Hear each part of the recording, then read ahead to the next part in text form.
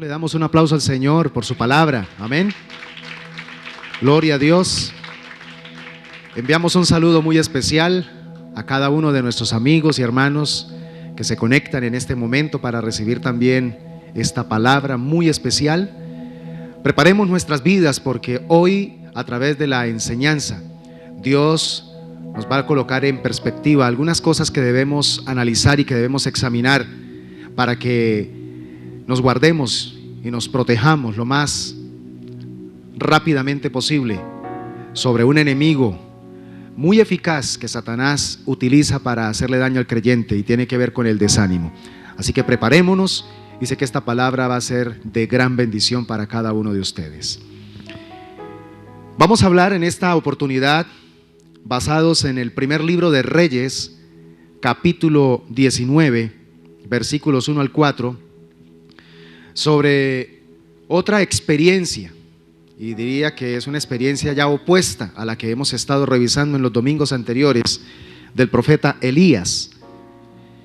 Es una experiencia donde, después de estar prácticamente, como lo decíamos o lo mencionábamos en la prédica anterior, después de estar en la cumbre de la montaña o en la cumbre del monte, viendo la gloria de Dios y viendo la respuesta de Dios a sus oraciones, ahora lo vemos descendiendo prácticamente a uno de los más profundos valles o abismos de inestabilidad, de dolor, de tristeza en la vida del profeta, y tiene que ver con el desánimo.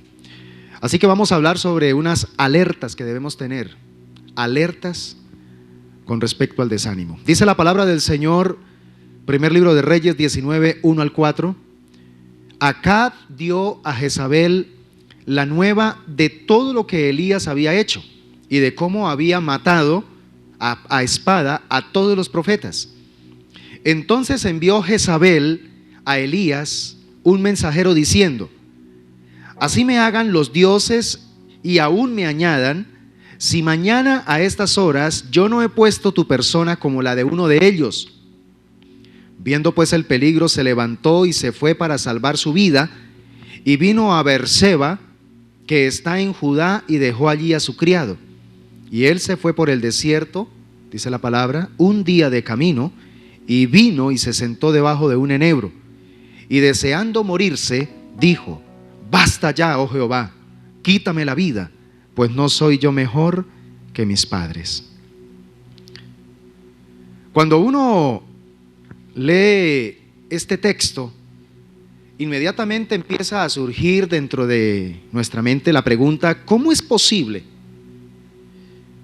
que el profeta del Señor, que fue alimentado por cuervos allí en el arroyo de Querit, cómo es posible que el profeta del Señor, que luego es alimentado por una viuda pobre, ese profeta que se enfrentó a los profetas de Baal, a todo ese sacerdocio falso, y que hizo descender fuego del cielo con tan solo una oración sencilla pero muy inspiradora allí en Carmelo?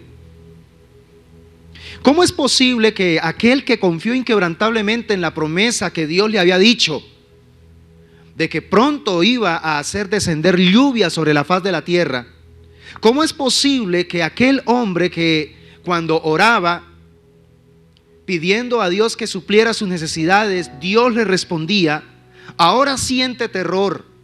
Y ahora lo vemos huyendo espantado por las amenazas que recibe de una mujer llamada Jezabel. Aunque genere mucha inquietud este pasaje, la verdad es que agradecemos a Dios porque haya quedado registrado en la Biblia, porque pienso que lo que le sucedió al profeta Elías nos suele suceder a nosotros muy a menudo.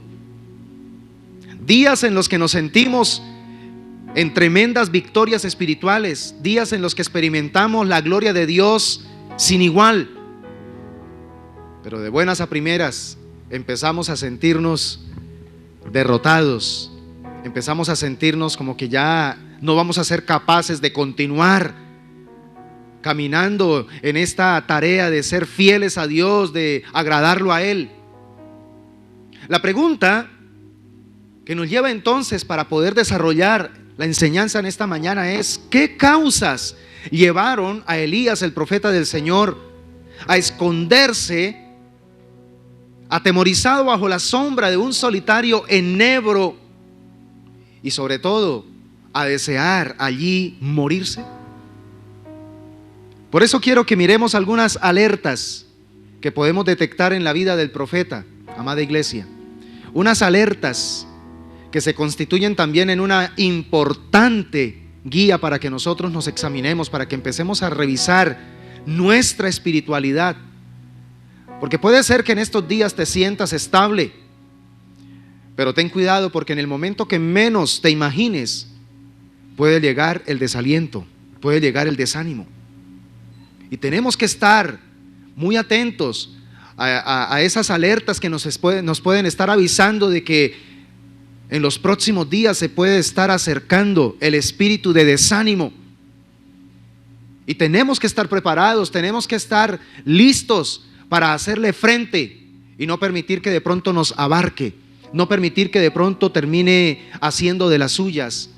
Porque recuerden que el propósito principal del desánimo es minar, atacar, destruir nuestra fe.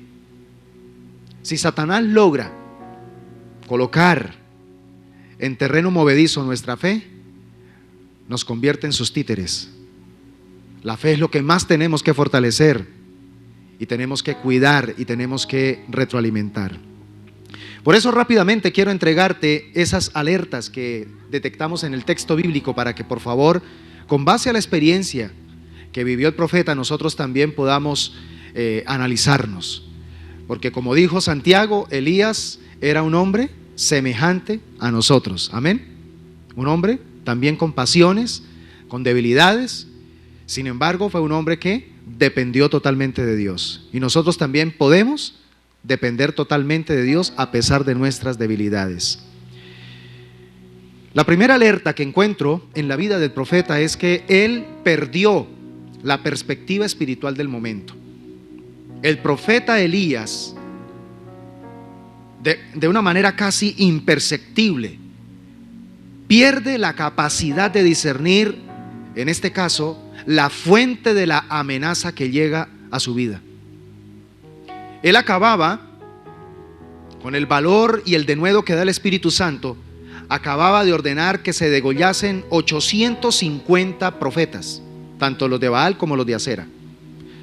Y tenía que hacerlo no porque él quería, sino porque Dios se lo había ordenado, porque era la única manera de extirpar de raíz el pecado de idolatría que tanto daño le estaba haciendo al pueblo de Israel.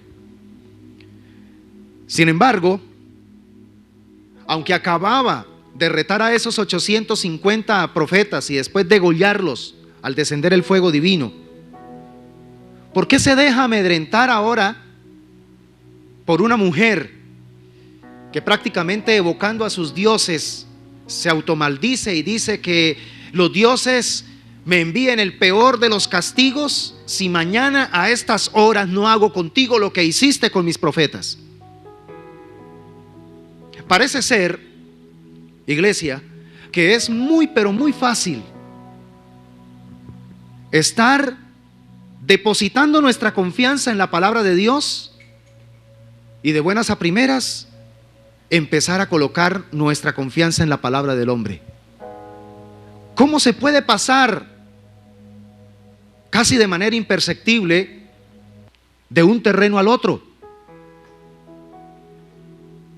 El profeta Elías vivía dependiendo de su Señor y de la palabra que siempre Dios le daba.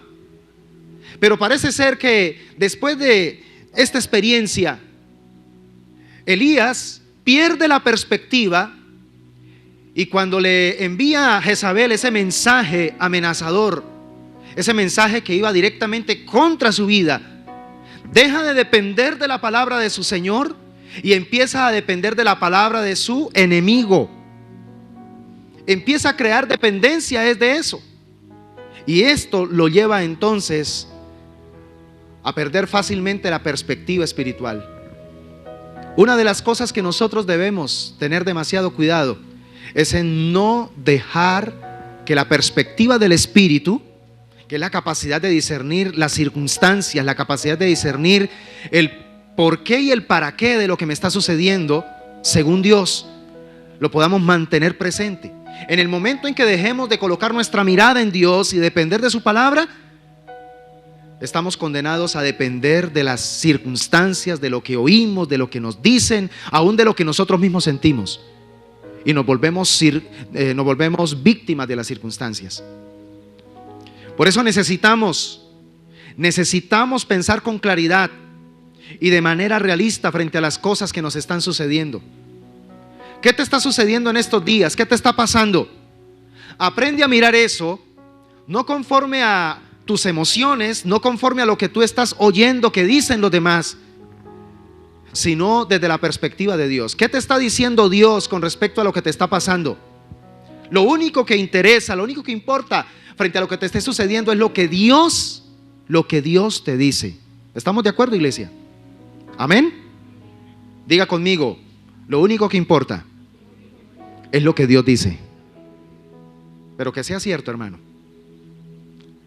Porque es que empezamos a escuchar comentarios de alguien o empiezan a aparecer situaciones difíciles en nuestro entorno y fácilmente cambiamos en nuestros estados de ánimo. Fácilmente dejamos de confiar en Dios y empezamos entonces a desestabilizarnos y empezamos a colocarnos malgeniados, nos airamos, nos enojamos, empezamos a cambiar nuestro código de lenguaje, empezamos a dañar el ambiente, porque nos controla lo que nos sucede, nos controla lo que escuchamos.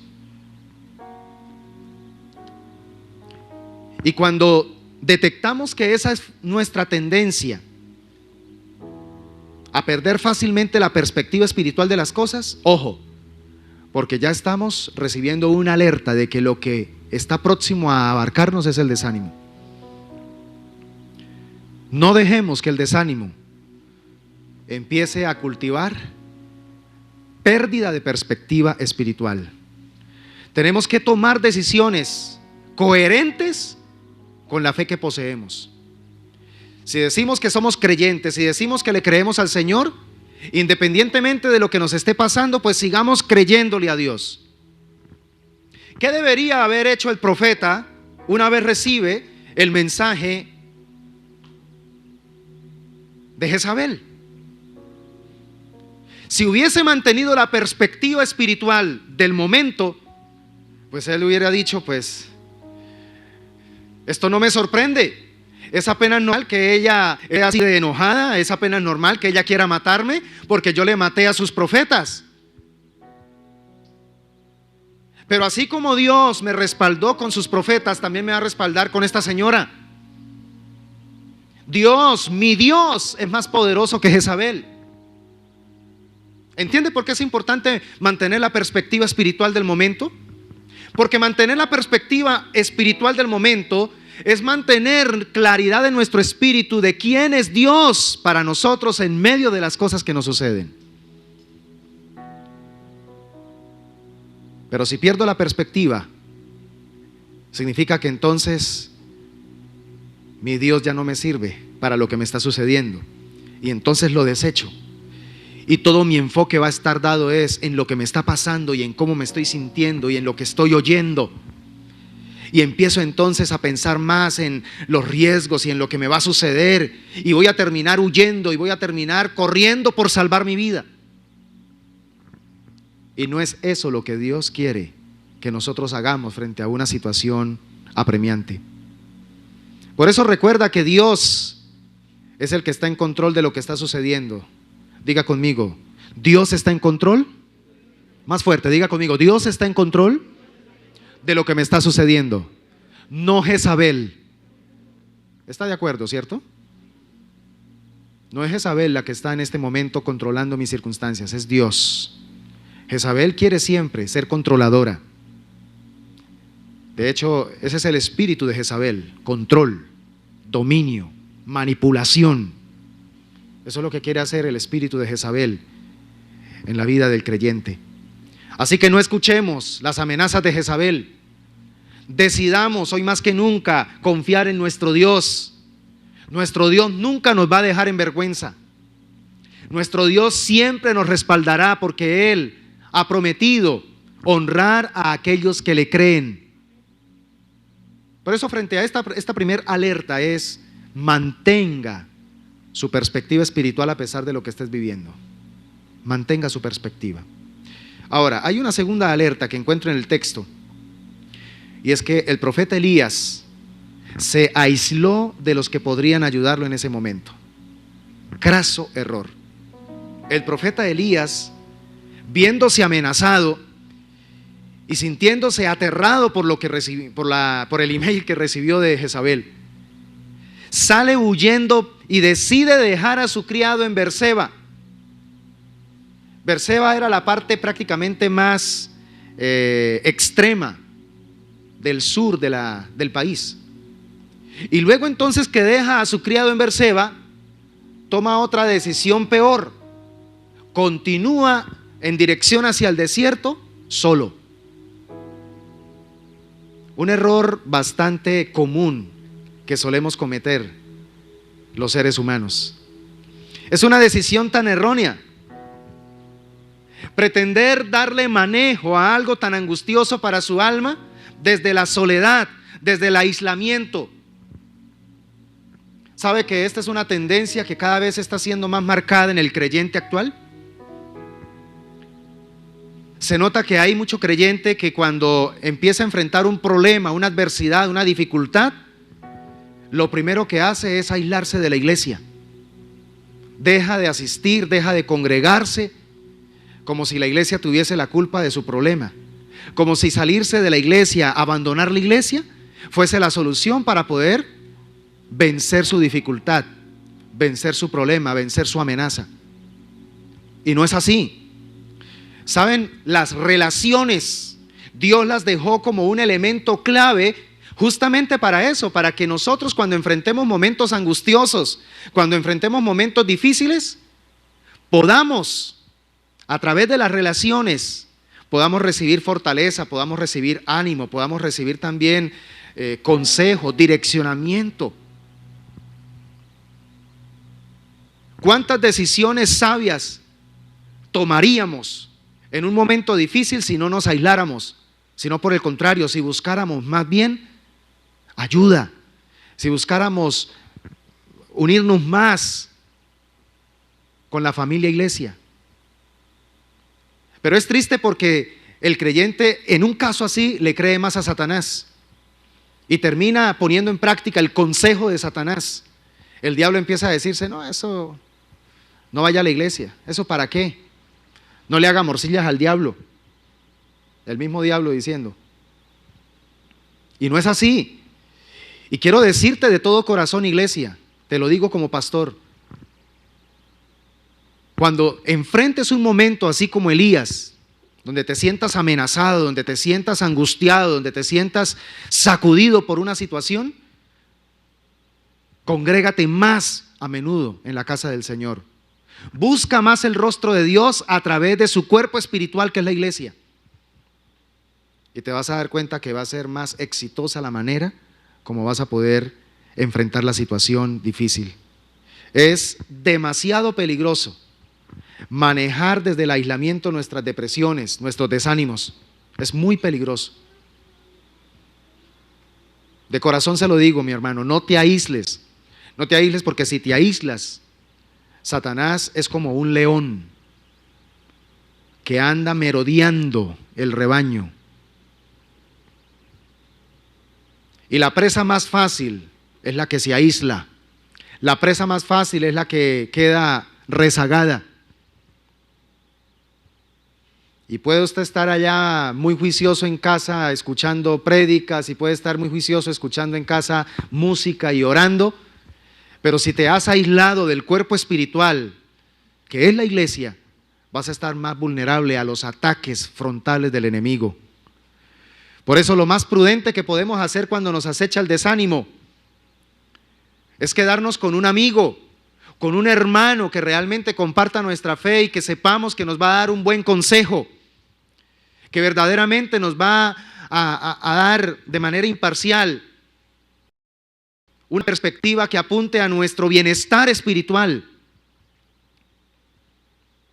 Eso sí, no busque a alguien que de pronto termine diciéndole lo que usted quiera oír, no. Busque una persona que realmente usted sabe que le va a orientar, le va a mentorear en ese momento difícil para que usted también haga lo que tiene que hacer y deje de hacer lo que tiene que hacer, lo que tiene que dejar de hacer. Busque una persona que le inyecte ánimo, que le inyecte también fortaleza, pero que también le inyecte objetividad espiritual. Porque si se aísla, entonces también se agudiza la primera alerta que estuvimos mirando. Se agudiza la falta de perspectiva espiritual. De hecho, la tendencia pecaminosa del ser humano frente al desánimo es esta: aislarnos. Corrijamos esa conducta, mis hermanos, porque esa no es la voluntad de Dios. A mí siempre me ha impactado lo que encuentro en los primeros días de la conversión de Saulo de Tarso. Todos sabemos ese tipo cómo odiaba a la iglesia, pero una vez tiene el encuentro con el Señor Jesucristo, él era consciente de que iba a ser todo un reto empezar ahora a formar parte de los creyentes. Y a pesar de que él sabía de que los mismos creyentes después lo iban a querer matar porque no le iban a creer de que se había convertido. ¿Cómo es posible que uno que unos días atrás perseguía a los creyentes para matarlos, ahora quiere formar parte de esos creyentes y quiere estar entre ellos? No es para menos que entonces los creyentes quieran matarlo. Y sin embargo, a pesar de eso, él corre el riesgo y busca la manera de empezar a unirse con los creyentes.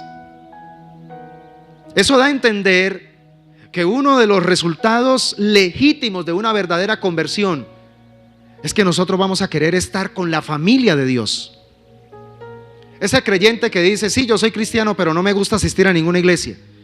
Ese creyente de hoy en día que dice: yo para ser cristiano no necesito formar parte de ninguna iglesia local. Ese no es un creyente verdadero, no es un creyente legítimo. Es un creyente que realmente no está sometiéndose al diseño que fue Dios quien creó para poder desarrollar una sana espiritualidad.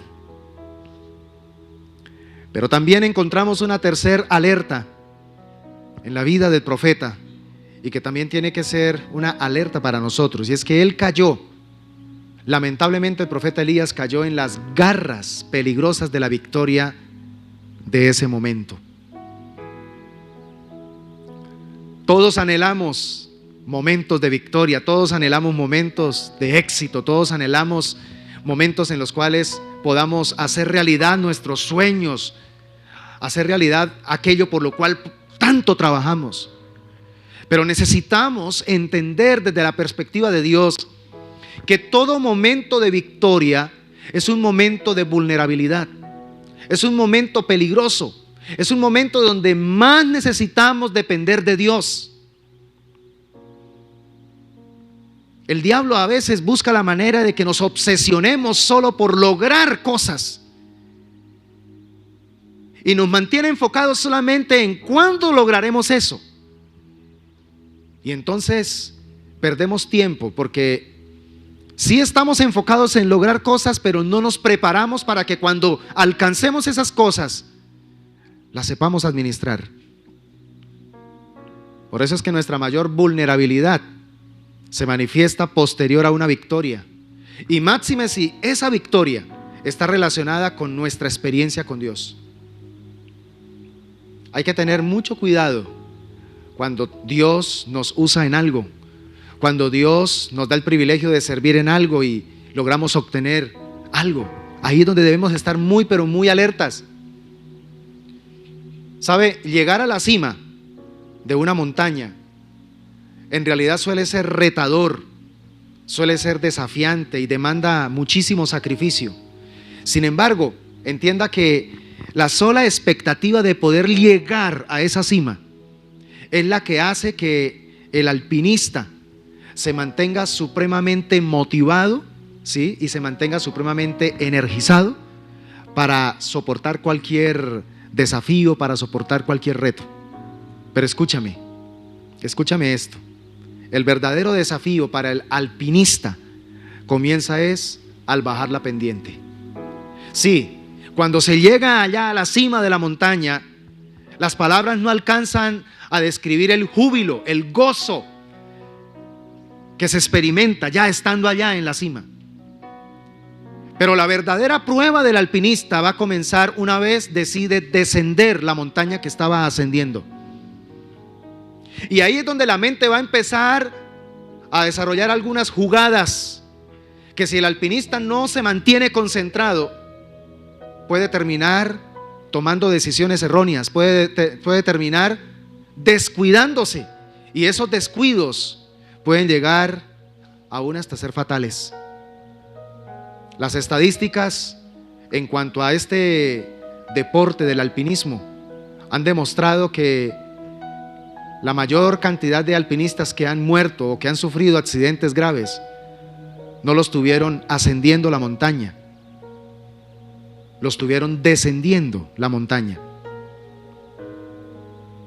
Y esto me recuerda que en el ministerio es básicamente lo mismo. Y cuando hablo de ministerio no me estoy refiriendo solamente al pastorado, me estoy refiriendo a su ministerio, tu ministerio. Porque todos tenemos un ministerio. No es enfocarnos solamente en lograr una meta, no es solamente enfocarnos en lograr algo. Sí, hay que tener sueños, hay que tener visión, porque si no, entonces esto no tendría sentido. Pero preparémonos también para, una vez alcancemos esa visión, alcancemos ese sueño, ¿cómo vamos a descender? ¿Cómo vamos a descender? Yo tuve la experiencia de participar en más de 50 encuentros, donde llevábamos grupos de 60, 80, hasta 100 personas. Y recuerdo tanto que ministrábamos a las personas en esos eventos y tuvimos experiencias maravillosas, inolvidables con nuestro Dios, con el Espíritu Santo, porque se ministra allí muchísimo la experiencia del bautismo con el Espíritu Santo. Hay experiencias de liberación muy, muy fuertes. Y bueno, es algo glorioso. Estar allí en la cima de esa montaña es maravilloso. Pero siempre les decíamos a los hermanos, el verdadero encuentro comienza una vez descendamos de aquí, de esta montaña, y enfrentemos la realidad de nuestra vida. Allá en casa, con los tuyos, en tu trabajo, en tu vecindario, allá en tu soledad, allá cuando nadie te está viendo, allá es donde verdaderamente vas a tener que enfrentar la situación. Y una de las cosas, hermanos, que siempre a mí me sacudió, y por eso es que de una u otra manera también paré por un tiempo, y he parado por un tiempo el tema de los encuentros, es porque me daba cuenta que muchas de esas personas que tenían experiencias gloriosas allí, en esos encuentros, a los 8 o 15 días, escuchábamos noticias bastante tristes. Noticias como, por ejemplo, que se había emborrachado, que había golpeado a la esposa, que había maltratado a los hijos. Y entonces decía, pero ¿cómo es posible? Si yo con mis propios ojos vi a esta persona teniendo una experiencia con Dios, siendo ministrada, ¿qué pasó? ¿Qué sucedió? Cuando uno revisa esta alerta que vivió y experimentó el profeta Elías, tiene la respuesta. Tenemos que tener muchísimo cuidado con los momentos de victoria espiritual. Amén. Porque no es solamente tener un momento bonito con Dios. Es qué voy a hacer con ese regalo que Dios me da, porque cada vez que tengo una experiencia con Dios, es una responsabilidad de saber administrar mi vida. De nada me sirve tener aquí en la iglesia una experiencia bonita, salir gozoso, feliz, y luego llegar a la casa y empezar a utilizar palabras denigrantes contra los seres queridos. Vivir aquí una experiencia hermosa con el Señor, pero luego volverme un diablo allá en la casa. Eso suele darse cuando nosotros caemos en las garras peligrosas de una victoria espiritual mal manejada. Elías olvidó que una victoria para alguien es una derrota para otro, y que ese otro, escúchame bien, no va a aceptar esa derrota fácilmente. Y en este caso sabemos, porque estamos hablando de una victoria espiritual, que ese otro es ¿quién? Satanás. Satanás no va a estar contento de su victoria. Cada vez que usted tenga y obtenga una victoria espiritual, sea entendido, comprenda, no baje la guardia. Satanás quedó derrotado, pero quedó herido. Y como quedó herido, él va a buscar la manera de vengarse. Ahora, no es para que usted se ponga nervioso y entonces diga, no, entonces sí, terrible. Sencillamente tenemos que poner por obra lo que dice el apóstol Pablo en Efesios capítulo 6 versículo 13. Por tanto, tomad toda la armadura de Dios para que podáis resistir en el día malo, y habiendo acabado todo, estar firmes.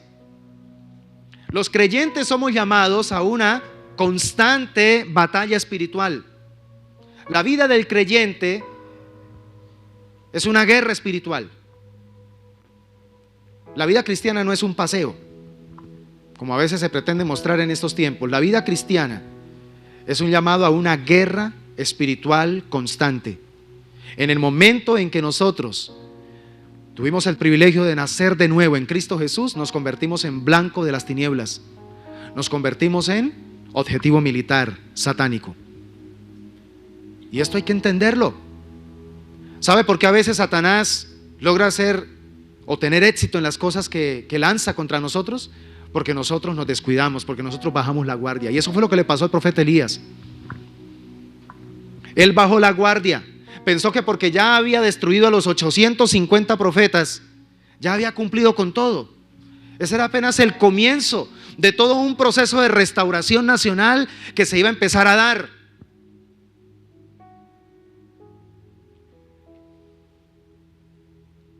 Entonces, los tiempos de victoria espiritual que experimentamos deben convertirse en llamados de alerta divina para que no bajemos la guardia. Hay un enemigo que está merodeando, hay un enemigo que está buscando la manera de ver por dónde te ataca, en dónde te descuidas, en dónde te relajas, y por ahí lanza sus dardos. Hermanos, esto no es un juego. Y si últimamente has pensado que esto del cristianismo es más algo así como vengo a la iglesia para poder sentirme bien, vengo a la iglesia para poder calmar mi conciencia y estar tranquilo el resto de semana, qué equivocado estamos. ¿Sabe a qué venimos aquí los días domingos, hermanos? A colocarnos la armadura, a ceñirla, a renovarla, a pulirla. No para salir de aquí y quitárnosla, sino por el contrario, para mantenerla bien firme y estar alerta en cada situación que se nos presente. Estar muy, pero muy alertas. Y hay una cuarta alerta que encontramos en el texto, y también es muy importante que la analicemos en esta mañana. Y es que el profeta Elías se encontraba agotado física y emocionalmente en el momento. Otro elemento que hay que tener en cuenta. Si usted analiza la historia del profeta Elías hasta esta circunstancia que leímos, el profeta llevaba 3 años y medio como fugitivo del reino. El profeta Elías fue considerado enemigo público de la nación. El rey Acab y su esposa Jezabel habían declarado que era el enemigo público de la nación por la sequía que él había causado y sus efectos. La nación prácticamente estaba siendo devastada por la sequía. Imagínate un periodo de 3 años y medio sin lluvia. ¿Cómo se encontraba la nación? Devastada.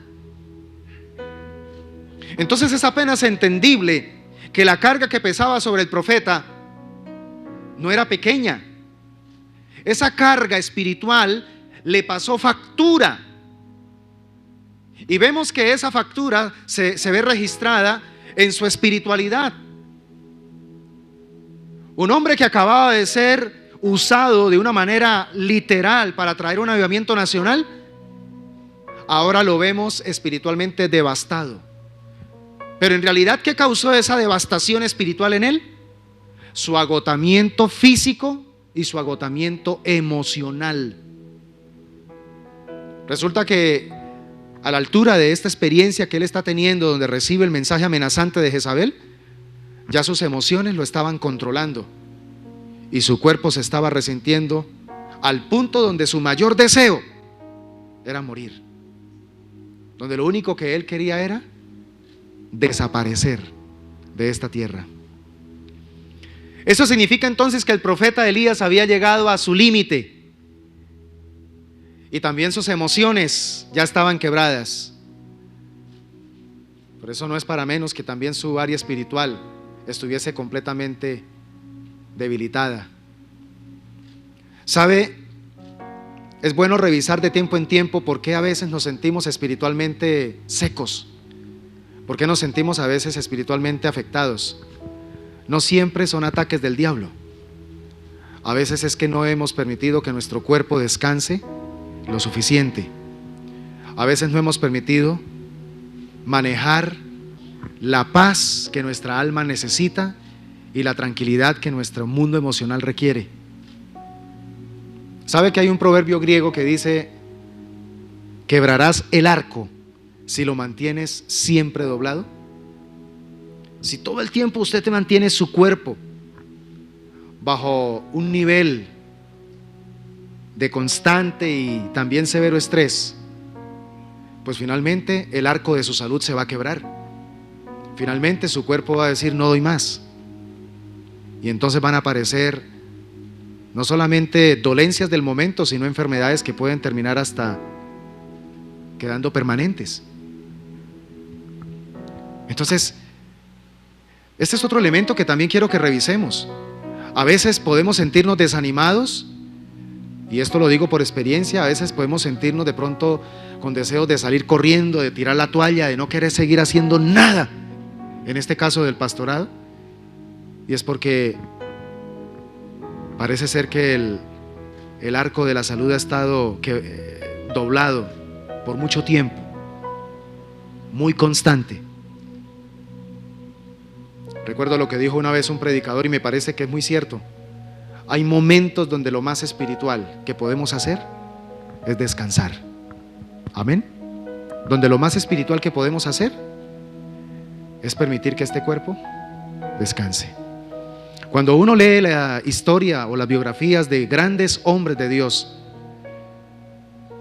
fueron hombres que en esa parte fueron descuidados, y por eso en la mayor parte de su existencia tuvieron que lidiar con enfermedades crónicas, tuvieron que lidiar con enfermedades fuertes. Y en esos tiempos el área de la salud física no se le daba tanto valor, porque se pensaba, y la filosofía que de pronto imperaba era que este cuerpo al fin y al cabo va a desaparecer, este cuerpo va a ser enterrado, va a morir. Entonces después Dios nos da uno nuevo, y entonces la mentalidad que había era que este cuerpo no importa, si toca golpearlo y si toca maltratarlo no interesa, antes eso es más santidad.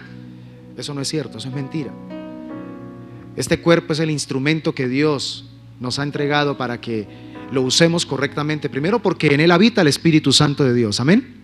Y en segundo lugar porque si este cuerpo está enfermo, entonces ¿cómo vamos a poder cumplir la misión, la tarea que Dios nos ha encomendado hacer en esta tierra?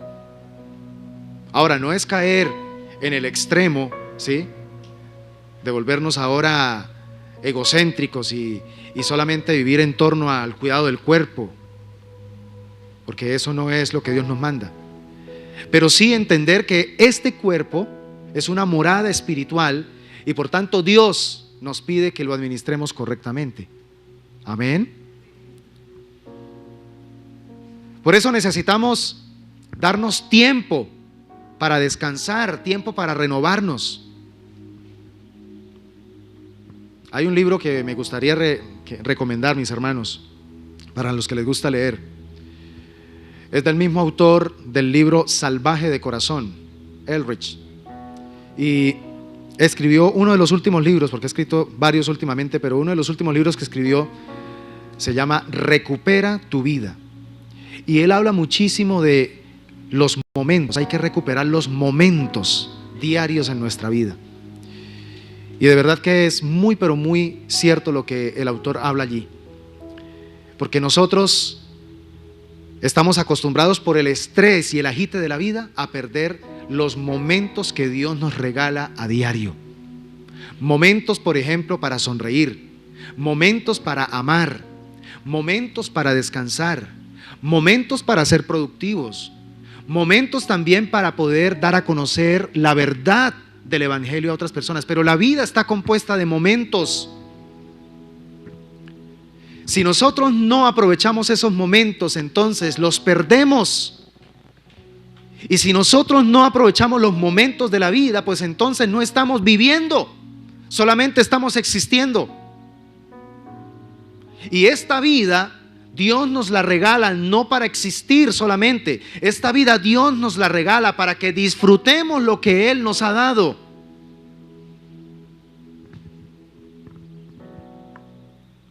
Una manera, por ejemplo, de permitir que algo o alguien nos robe los momentos es cuando cierta área de nuestra vida no la equilibramos. Cuando una área de la vida es la que domina el resto de las áreas de nuestra vida, entonces, hermanos, hay un desbalance y por eso nos enfermamos. La esencia de la vida consiste en poder vivir equilibradamente, y el único que nos puede dar ese equilibrio es el Espíritu Santo. Ahí fue donde entendí una vez por qué el Señor dijo: es necesario que yo me vaya, les voy a dejar el Espíritu Santo. Porque una de las funciones vitales del Espíritu Santo en la vida del creyente es guiarnos a toda verdad. Y si somos capaces de vivir en esa verdad, significa que viviremos en el equilibrio de las cosas. Y cuando vivimos en el equilibrio de las cosas, hermanos, vivimos en salud. Y si hay salud, hay crecimiento. ¿Cuántos desean crecer integralmente? Entonces, hermanos, cuidémonos de estar manteniendo el arco de nuestra salud todo el tiempo doblado. Si se está sintiendo últimamente desanimado, revise si de pronto es porque también está cansado físicamente, es porque está agotado. Revise por favor esa área. Te voy a decir por qué. Porque si tú no tomas tiempo para descansar, si no tomas tiempo para renovarte, entonces después de esto vendrá el agotamiento. Y si no tratas el agotamiento con sabiduría, va a venir después el hastío. Y te vas a hastiar de todo. Y cuando se cae en el hastío, ahí es donde ya prácticamente entonces se empieza a crear una vulnerabilidad en la mente para pensamientos suicidas. Esa es la razón por la cual pastores se están suicidando en estos últimos tiempos. Uno revisa, por ejemplo, las cartas que están dejando los pastores que se están suicidando y revisa y analiza psicológicamente cómo probablemente podría ser la vida emocional, la vida física que estaba teniendo ese pastor, y coincide con lo que estamos hablando en esta mañana con respecto a esta alerta. Hay hastío, agotamiento, síndrome de Mesías. El pastor se creía que era el único que podía hacer todas las cosas y los demás no podían hacer nada. A él le tocaba hacer todo. No delegaba. Y si delegaba tenía que estar entonces siempre diciendo cómo tenían que hacer las cosas, y si no las hacían como él quería, entonces se estresaba. Hay que aprender a soltar. Hay que aprender a soltar. Yo quiero concluir diciéndote en esta mañana, iglesia, que las 4 alertas anteriores, ¿cuáles son las 4 alertas que estuvimos mirando? Diga conmigo: pérdida de perspectiva espiritual. Dígalo bien fuerte: pérdida de perspectiva espiritual, aislamiento, descuido en la victoria y agotamiento físico y emocional. Estas 4 alertas anteriores crean un caldo de cultivo para lo que puede llegar a constituirse básicamente en la enfermedad crónica del cristiano para el desánimo, y es la autoconmiseración. Estas 4 alertas, si no las trabajamos, van a llevarnos a caer en la autoconmiseración, que fue lo que le sucedió al profeta Elías. Esta es una emoción supremamente dañina, la autoconmiseración. Es tan dañina porque nos va a llevar a mentir, nos va a llevar a exagerar las cosas, nos va a llevar a lloriquear todo el tiempo, ¿sí? Y a presentarnos siempre como las víctimas de los acontecimientos. Y lo peor de todo, la autoconmiseración es la que en el peor de los casos lleva a que la persona desee morirse, desee la muerte, como le sucedió al gran profeta Elías. Por eso yo quiero retarte, amada iglesia, a que tomemos cartas en este asunto y salgamos de la pasividad espiritual. Iglesia, por favor, examinémonos y tomemos conciencia sobre la manera como estamos tomando en serio nuestra realidad espiritual. ¿Cómo se encuentra tu perspectiva espiritual? ¿Estás teniendo tendencia al aislamiento? ¿Te descuidas cuando tienes una victoria espiritual? ¿Cómo estás administrando tu cuerpo, tu salud, tus emociones? ¿Cómo lo estás administrando? Iglesia, el desánimo es una de las armas más eficaces que Satanás está usando para atacar el potencial del creyente.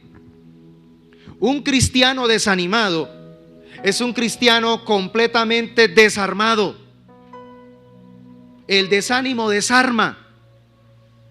El desánimo lleva a la persona, no importa qué tan ungida sea, no importa qué tanta unción tenga sobre su vida, pero si abre puertas al desánimo, entonces va a caer en momentos de oscuridad. Y aún en los momentos de mayor gloria, en los momentos de mayor victoria, se va a sentir totalmente débil. Por eso, iglesia, el llamado a través de esta palabra en el día de hoy, que sigue apuntando a reedificar nuestro altar, es que nos mantengamos siempre firmes, dependiendo del Señor, porque solamente Él es el que nos puede dar la victoria. Amén. Solamente el Señor es el que nos puede ayudar para poder vencer las amenazas de Jezabel. Así que en este momento quiero invitarte, por favor, para que te coloques en pie y vamos a orar. Amigos, bendiciones para cada uno de ustedes. Me alegra de todo corazón poder compartir la palabra de Dios, de tal manera que estoy convencido que lo que Él nos habló en este momento impactó también su vida, como lo ha hecho conmigo. Sé que una palabra, una frase, un versículo es suficiente para que puedas encaminarte en ese recorrido espiritual que Dios espera que avancemos. Así que te felicito por estar siempre ahí con nosotros. Gracias por apoyar el ministerio a través de las redes sociales. Pero también nos encantaría poder contar con cada uno de ustedes en nuestra casa, Familia Diseños de Vida, aquí en Cañaveral, Florida Blanca, Santander. Así que les esperamos en nuestras reuniones dominicales a las 8 de la mañana y a las 10:30 de la mañana. Gracias por estar siempre con nosotros y recuerda que somos tu familia. Que Dios les continúe bendiciendo.